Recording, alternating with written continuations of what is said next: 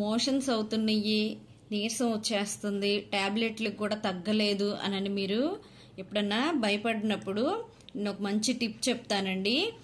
చూసారా, ఇవే గసగసాలు.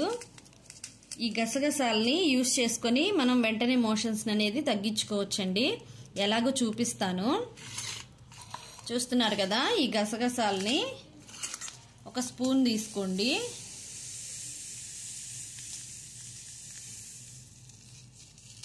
ఒక స్పూన్ గసగసాలకి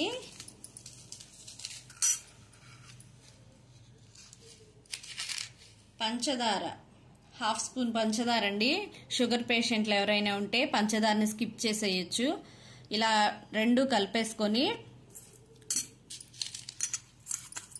గసగసాలు పర్లేదు, టేస్ట్ నచ్చిద్ది, మేము తినగలుగుతాము అనుకునే వాళ్ళు ఇలానే తినేసేయచ్చండి. తినేసిన ఒక 10-15 మినిట్స్కే మీకు తేడా అనేది తెలుస్తుంది. ఇలా తినలేము అనుకున్న వాళ్ళు దీన్ని శుభ్రంగా మిక్సీ జార్లో వేసేసి పౌడర్ చేసేసుకోండి.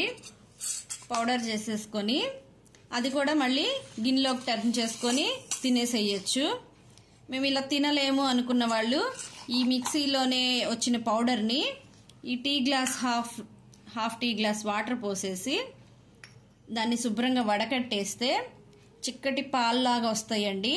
ఆ పాలని 2 గుటకలు అయితే నోట్లో వేసేసుకొని మింగేశారంటే మీకు శుభ్రంగా మీ మోషన్స్ అనేవి కట్టుకుంటాయండి.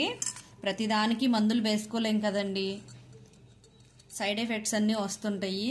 అలా కాకుండా చిన్న చిన్న టిప్స్ పాటించామంటే హెల్త్కి హెల్త్, మనకి ఆరోగ్యం కూడా ఉంటుందండి.